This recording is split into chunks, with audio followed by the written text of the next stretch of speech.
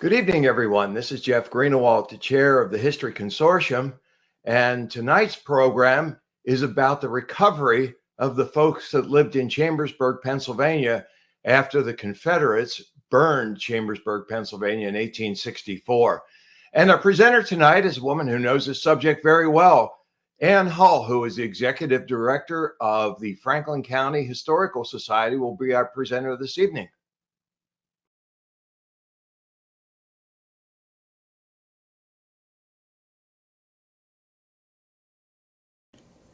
In 1864, Chambersburg was a prosperous town of about 5,500 people. Settled by Scots-Irish, German, and English immigrants, it was well located for goods and people, moving east to west and north to south. The town had several inns where travelers could lodge, many stores and shops on the main streets, mills, factories, cabinet makers, hat makers, shoemakers, brick makers, and various other industries. In the latter part of July, the inhabitants were tired of war, of the loss of fathers and sons, of personal property, weary of solemn marches to local cemeteries, and of doing without.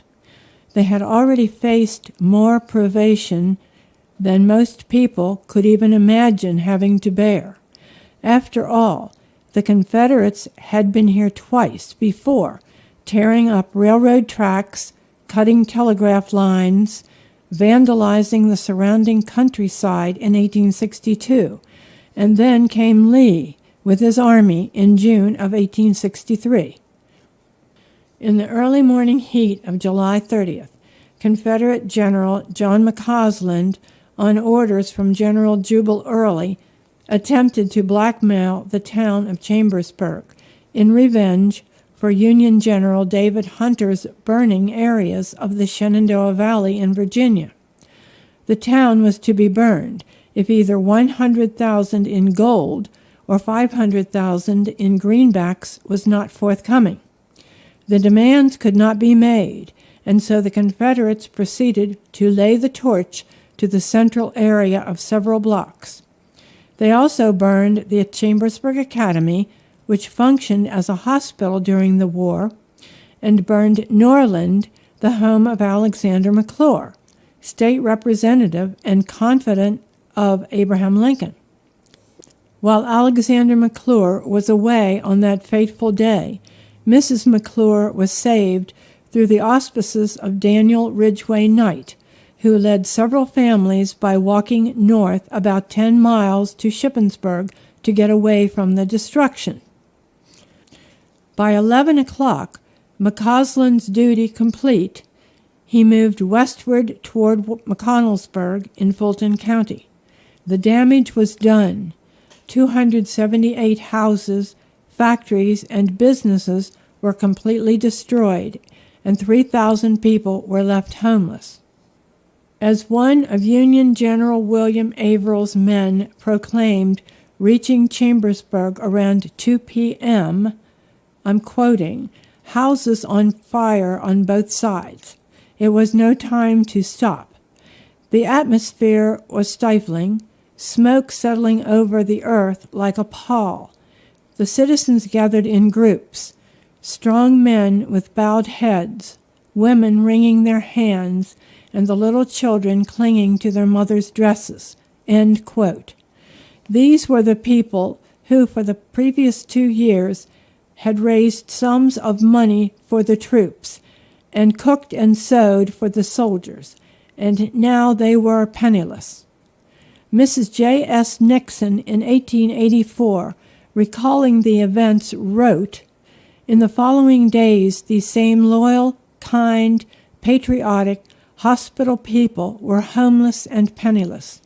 When blackened walls and hearthstones were all that remained of our homes, when sad memories of the past were of hourly occurrence, when the problem of how to keep the wolf from the door was ever pressing upon us, this large amount of money was sent to the Christian Commission. part of it after the town was in ashes and the people had not bread to eat. The money had been raised for our suffering soldiers, and we did not feel as if we had any right to it. And yet, that which should have gained us favor was only an injury. It was received with the utmost coolness by the treasurer of that commission." End quote.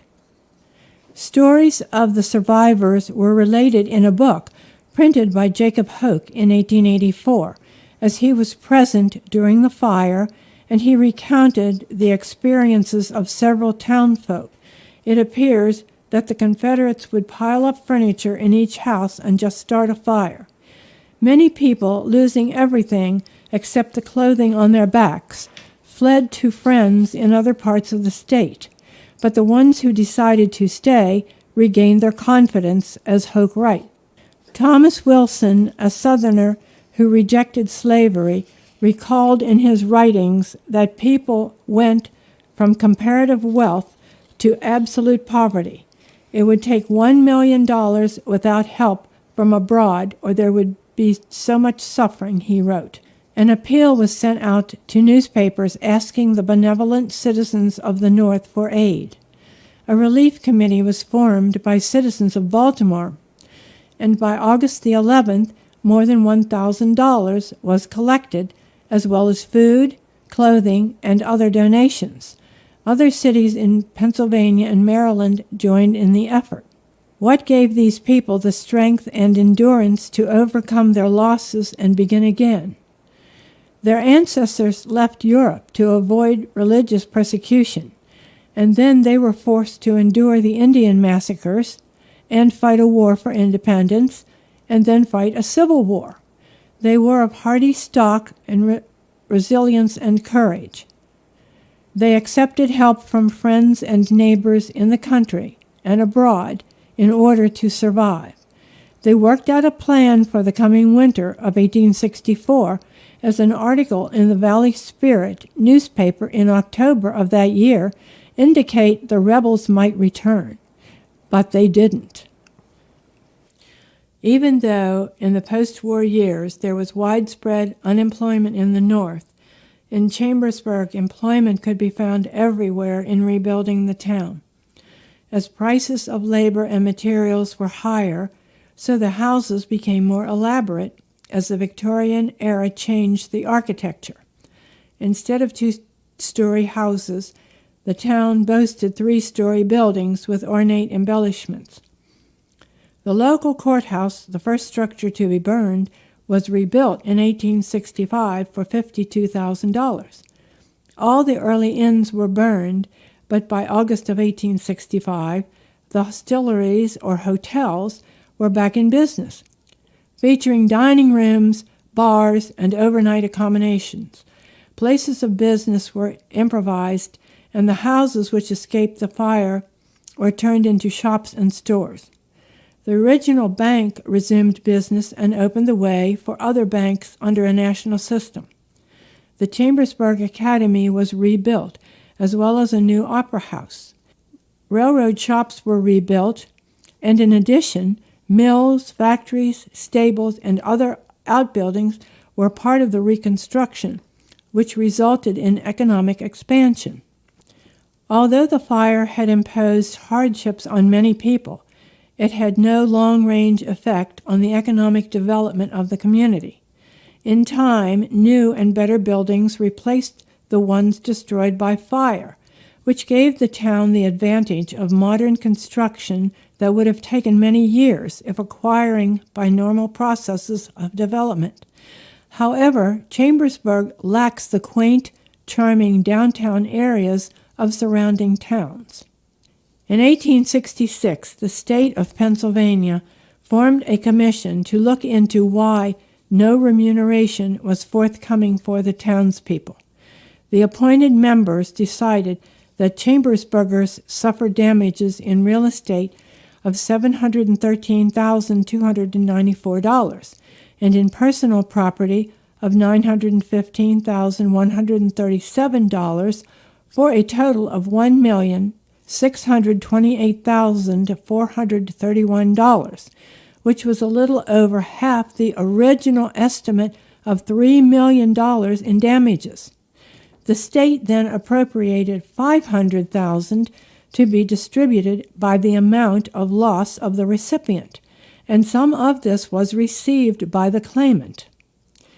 In 1868, another commission was formed, which estimated losses to the county of $2,417,000, which included the town of Chambersburg. Nothing moved forward from that commission. Then, in 1871, an additional $300,000 was appropriated by the state to be divided by Chambersburgers, which was paid to some people. The state appealed to the federal government then, which the legislature approved, but those remaining funds were never forthcoming.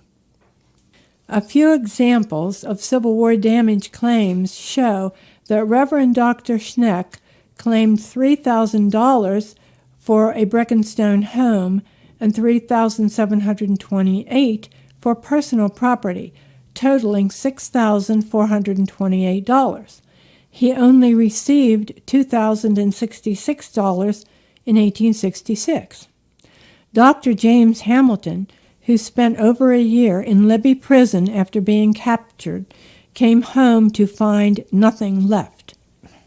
He claimed $6,600 in real estate losses and $3,060 in personal property, which totaled $9,660. He only received $2,965 in 1866. Both of these men had claims approved by the 1871 Commission, but they may or may not have received any further remuneration. It appears from this ledger that members of the Franklin County Bar Association received $10,284, but whether it dwindled down to the community is unknown. For instance, attorney I.M. McCauley received $10 for assessment, $600 for getting powers of attorney, $250 for making calculations, $130 for an expense bill, and $297 in dividends, totaling $1,288, but no proof exists that anyone ever received this money. By 1868, there were 16 mills in operation. In the following decade, industrial expansion brought flouring mills, a planing mill, a door factory, a furniture factory, and a company of power transmission, which is still in existence today. These operated by water power because we were fortunate to have nearby streams. In the years afterward, Chambersburg entered upon an era of progress and growth. The Cumberland Valley Railroad was extended to Maryland.